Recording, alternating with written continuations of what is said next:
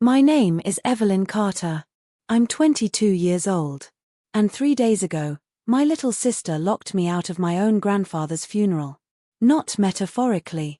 I mean, she literally stood at the church doors in a black dress, looked me in the eyes, and told security not to let me inside. And the worst part, my parents stood behind her and said nothing.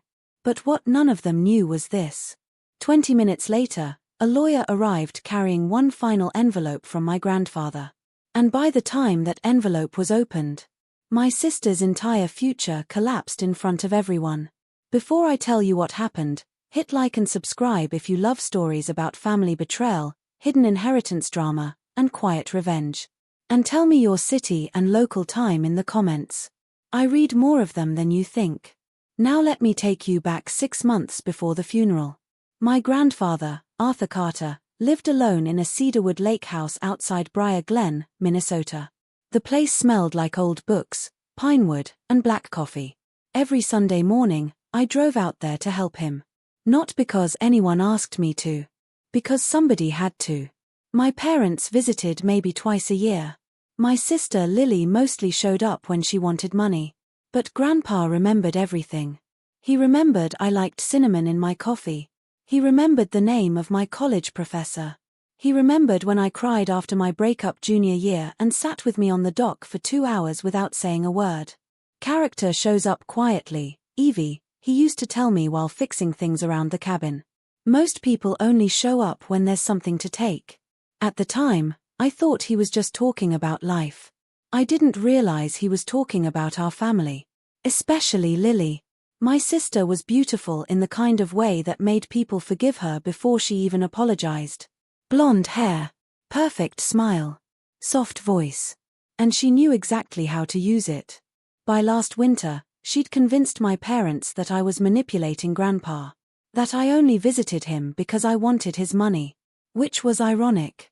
Because Lily had already started asking Grandpa to put the lake house in her name. I know because I heard her do it. One snowy evening, I walked into the kitchen while she was talking to him. "You don't need that huge place anymore," she said sweetly. "It would make sense for me to take care of it now." Grandpa looked up slowly from his coffee. "You mean own it?" Lily laughed too fast. "Well, eventually." He didn't answer. But later that night, while we sat on the porch watching snow fall over the lake, he said something that stayed with me. "Some people see memories," he said quietly. "And some people see square footage." Then he handed me a brass key. "If anything ever happens to me, don't let them rush you." At the time, I didn't understand what he meant. I understood 6 months later. Grandpa died on a Thursday morning in April. Massive heart attack. I got the call at 6:12 a.m. And before I could even process it, Lily had already taken control. By noon, she was handling the funeral arrangements. By evening, she'd posted emotional tributes online. By the next morning, she was telling relatives I'd stressed Grandpa out near the end. I stared at my phone reading those messages over and over. My own sister was rewriting history before Grandpa was even buried. And people believed her. Because Lily knew how to cry on command. The funeral was scheduled for Monday. But Sunday night, my mother called me. Her voice sounded rehearsed. "Maybe it would be better if you didn't come tomorrow." I thought I misheard her. "What?" "There's already tension, Evelyn." "Tension?" I laughed.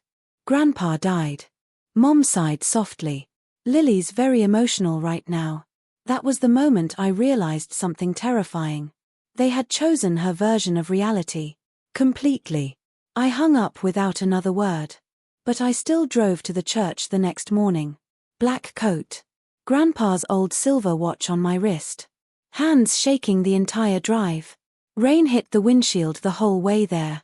And when I walked toward the entrance, Lily stepped in front of the doors.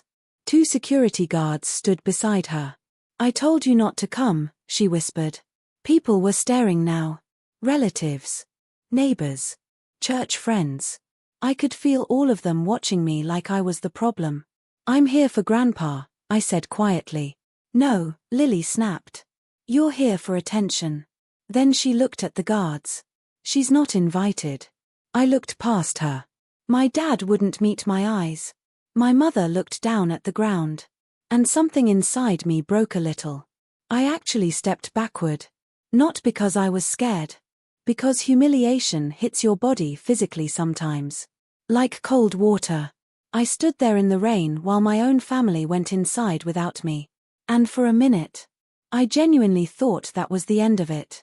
Then a black sedan pulled into the church parking lot. A man in a charcoal suit stepped out carrying a leather briefcase. Older. Gray-haired. Calm. He walked directly toward the doors. "Excuse me," he said.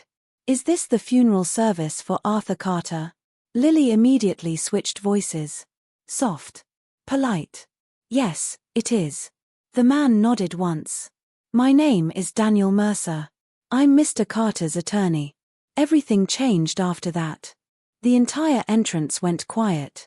Lily's expression froze. The lawyer looked around slowly, then stopped when he saw me standing in the rain. "Evelyn Carter?" "Yes. I believe your grandfather instructed me to give this to you personally." He opened the briefcase, pulled out a thick sealed envelope, and handed it to me in front of everyone. Lily stepped forward instantly. "What is that?" Mr. Mercer's face stayed completely neutral. "Your grandfather was very specific. The envelope is for Evelyn only." I could literally hear my sister breathing harder. Then the lawyer said something I will never forget. Mr. Carter anticipated conflict after his death. The silence after that sentence felt enormous. My father finally spoke. "What conflict?" The lawyer opened another folder. "Your father transferred ownership of the lake house, investment accounts, and land holdings into an irrevocable trust 11 months ago." Lily's face lost color. "What?" Mr. Mercer continued calmly. "The sole beneficiary and controlling trustee is Evelyn Carter." My mother actually grabbed the church railing to steady herself. Lily stared at me like she didn't recognize me anymore. "That's not possible," she whispered. But it was. And then came the part that destroyed everything. Mr. Mercer pulled out one final document. "A second matter requires disclosure." He adjusted his glasses. 3 weeks ago, Miss Lily Carter attempted to negotiate a private sale of the lake property to a development company. My stomach dropped. "She what?" The lawyer continued. "She represented herself as future owner of assets she did not legally possess." Now people inside the church were coming back toward the entrance. Whispers spread instantly. Lily's eyes filled with panic. "That's not true." But Mr. Mercer calmly produced printed emails. Signed documents. Property discussions. Purchase estimates. All with Lily's name on them. My father turned toward her slowly. "You tried to sell Dad's house?" Lily started crying immediately. I was trying to help the family. But nobody moved this time. Nobody defended her. Because suddenly the performance looked exactly like what it was. A performance. Then Mr. Mercer handed me the envelope. Inside was Grandpa's final letter. My hands shook opening it. And I swear, even now, I can still hear his voice when I read it. "Evie, if you're reading this, it means I was right.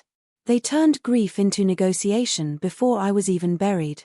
I know locking you out will make them feel powerful. Let them. People reveal who they are fastest when money is nearby. The house was never a reward. It was protection.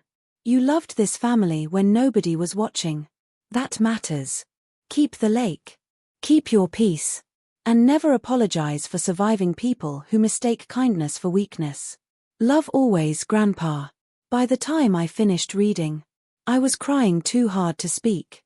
Not loud crying. The quiet kind. The kind that comes from finally realizing somebody saw everything the whole time. Lily left the church 20 minutes later through the side entrance. My parents didn't follow her. And for the first time in years, nobody chased after her. 3 months later, I moved into the lake house permanently.